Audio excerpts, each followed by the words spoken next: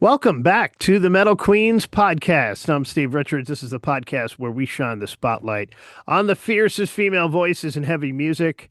I'm Steve Richards, and today on the MQP, we are diving deep into the progressive death metal realms, and none other than Chaney Crabb, the powerhouse vocalist for Entheos, on the eve of a big tour. The band is Yes. gearing up for their first ever North American headlining tour. If you've been following Chaney and the band on social, they are really excited about this, kicking off in New Orleans later this week and wrapping up hometown show in Nashville on December 6th. Uh, it's an absolutely stacked lineup too, featuring Fallujah, the Zenith Passage, Tracheotomy too. NTS continues to push the limits of technicality and emotion, especially with their latest single, which we'll talk about, and the EP that came out last year, An End to Everything on Metal Blade Records. But first, welcome, Chaney Crabb, to the Metal Queens podcast. Yeah, thanks for having me, Steve. I'm stoked to be here, to be one of the queens Yes. included.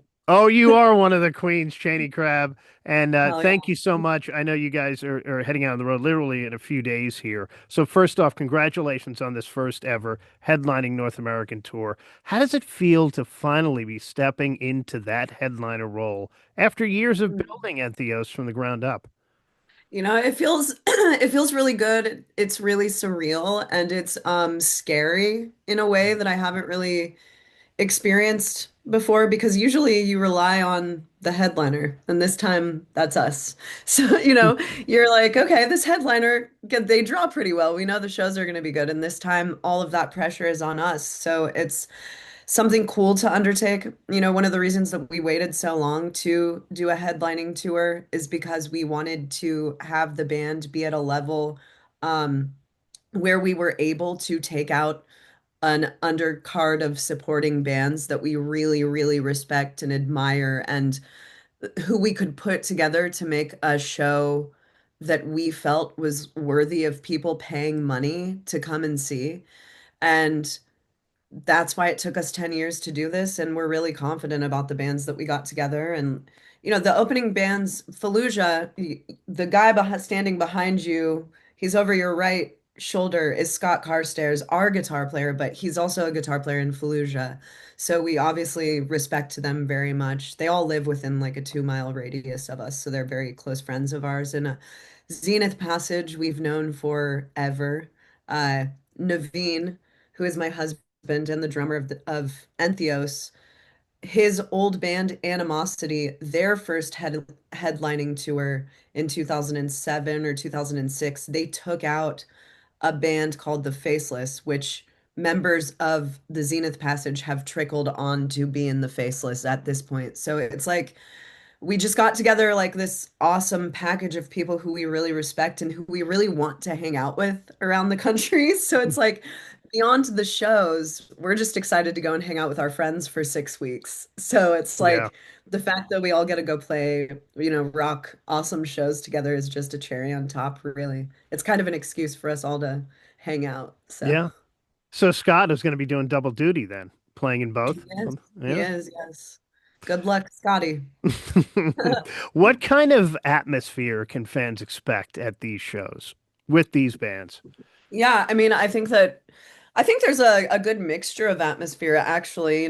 Tracheotomy brings like an old school deathcore vibe. Zenith and Fallujah are both tech in their own ways, and we're kind of like an alternative metal band that's a little more, it's just different vibes, and we're all bringing out the best production that we've ever had on tour. So I think that as far as what to expect and the vibe and atmosphere to expect. If you've ever been to any of our shows or any of the other bands, it's kind of going to be an elevated experience from that. And I think we're all just stoked for this tour in a way that we haven't been maybe for other tours that we've done.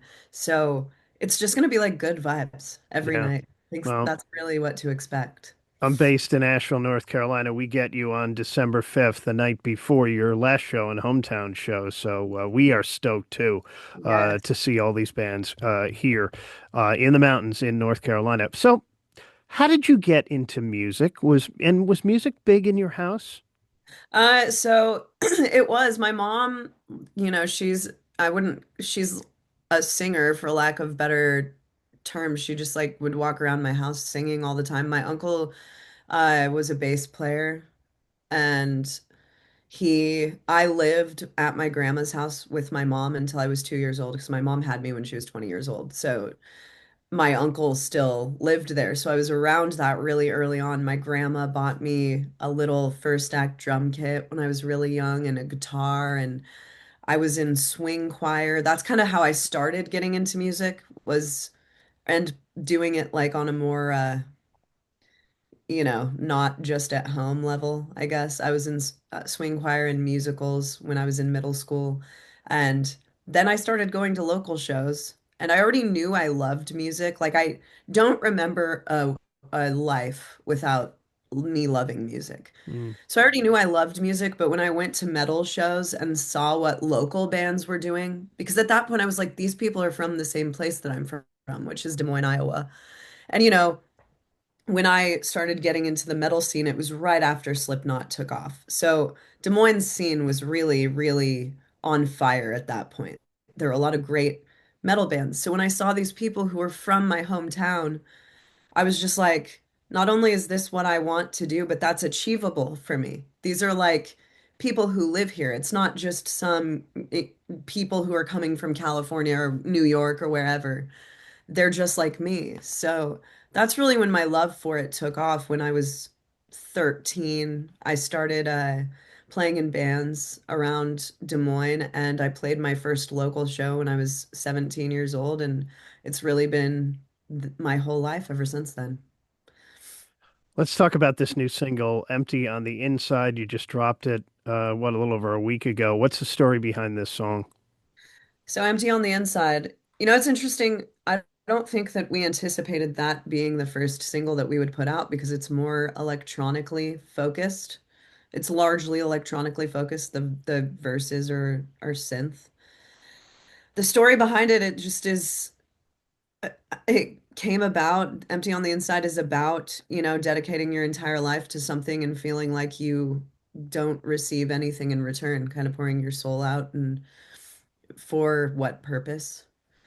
And just writing it, it was the first song we finished in the studio. We're in the studio still right now. Like I'm between preparing for the tour, I'm also going to the studio every single day and working on our album.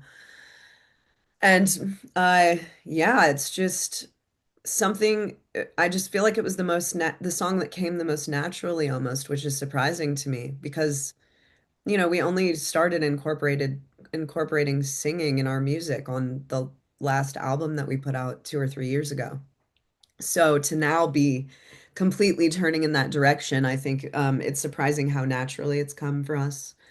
That's really the story behind it. I mean, it's just me and Naveen really following our hearts and writing exactly what we want to write. And we're really focused on songwriting at this point in our careers. We've proven that we know what we're doing on a technical Hmm. level. We we can shred, we can improv, we can do all the drum and guitar and vocal stuff. We got it. And now I think it's time, like we're ready to dial it back and prove that we're good songwriters. So that's where our heads are at this point. And Chaney, what is the songwriting process like? Is it you and Naveen, or is it, pretty much all four of you? Actually, so Scott and Michael are newer additions to our band, and they ha only helped write one song on the new album, and it is not Empty on the Inside. So, since 2020, the band has been me and Naveen. That's how we've presented the band, and we've brought live players along with us. And the writing process, we're married, so it's very easy for us to never turn it off, kind of. Um, Naveen will write guitar stuff and then I'll kind of come in and I'll help him produce stuff that he's written and go through and say, I'm feeling this part, I'm not feeling this part. I think I can do something valuable over this. I think this goes together. So we kind of sit and produce the songs together. And then we take them to the studio with Mark Lewis, who is one of our best friends and lives down the street from us and happens to be one of the best metal producers alive, in my opinion. And Mark is very much on the same page with us. Naveen and I are very interested, especially this time around, in creating something raw, creating something that a real band is playing. Like metal to me right now is in such an overproduced era of its lifespan. And it's gotten really fatiguing for me to hear, for all of us to hear stuff that's ultra processed, ultra flat, and like all kind of sounds the same. The three of us all feel like the art of production has been lost in a lot of ways. You'll go to a huge producer, and that producer already has like an amp sim that they're going to throw on your guitar. They already have drum, they're going to go in and sound replace your entire drum, every drum sound, and snap it to the grid. And this is kind of us, this whole process has been us saying, fuck that. We don't want anything to do with that. We want to sound like a real band. We're trying to bring the 90s back. And so that's the songwriting process. It's all of that mixed together. And a lot of it is in the studio because a lot of it is production reliant. And we Mark helps us go through songs and we just weed parts out of songs until it doesn't feel like anything sticks out. Yeah, going back and listening to the EP that came out last year and End to Everything, there's a raw honesty in your lyrics, that balance between pain and empowerment. When you're writing, do you see music more as catharsis, confrontation, or maybe a bit of both? I'd say a bit of both. I don't know if you can even really have catharsis without confrontation, right? It's like Yeah.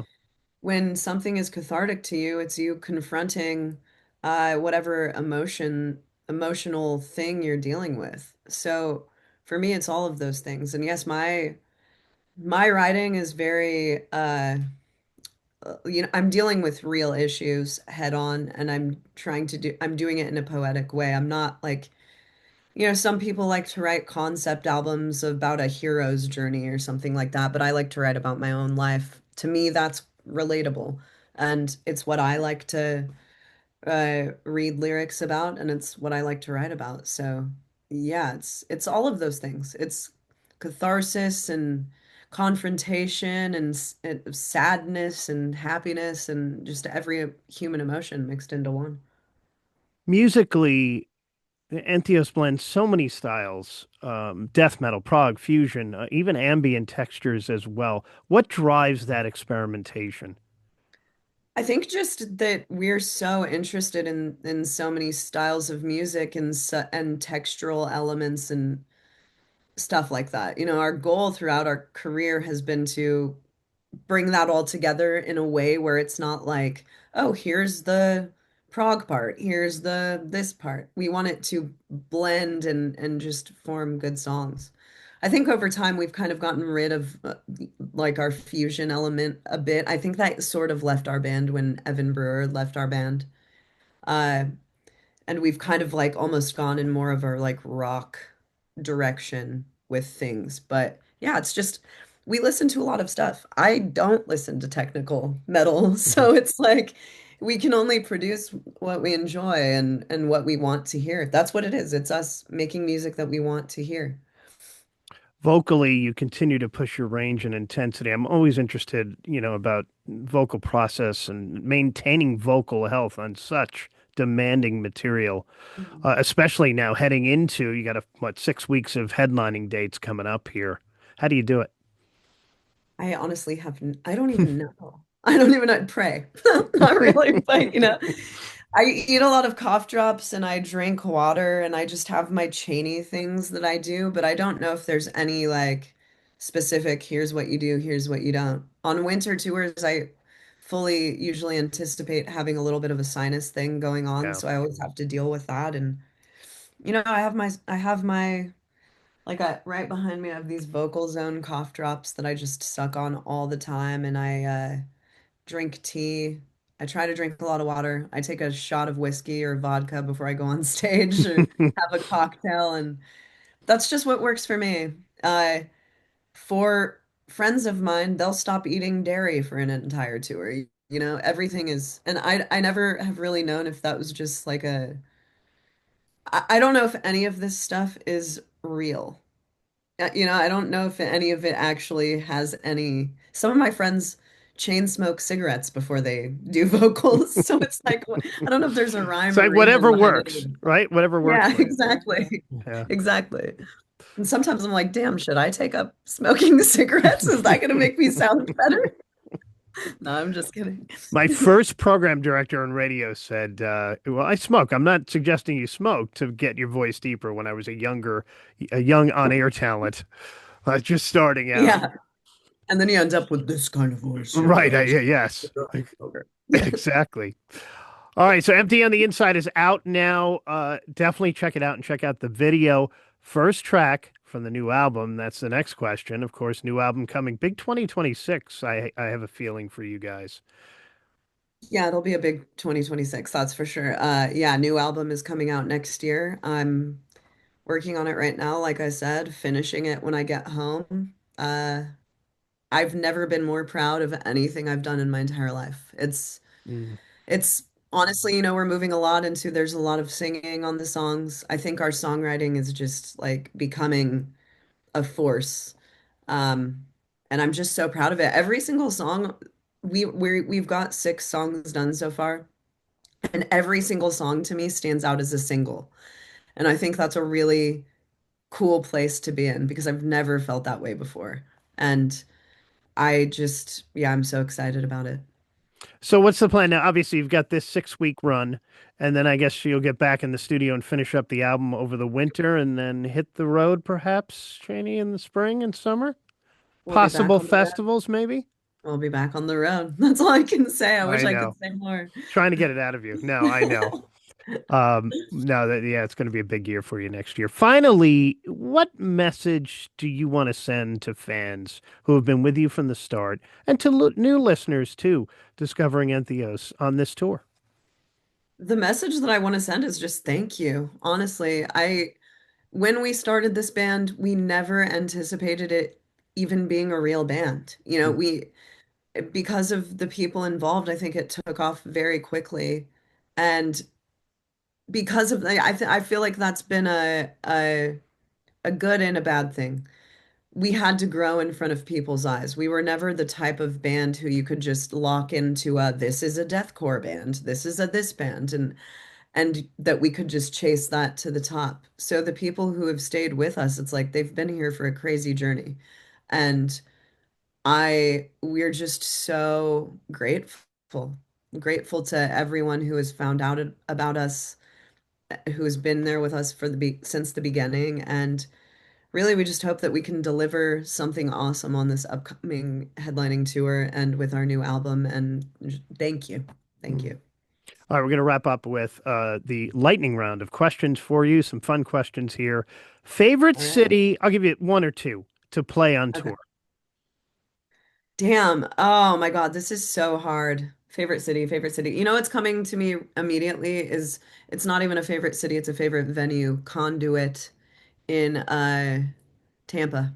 Mm, It's every show there is crazy. Those people are crazy.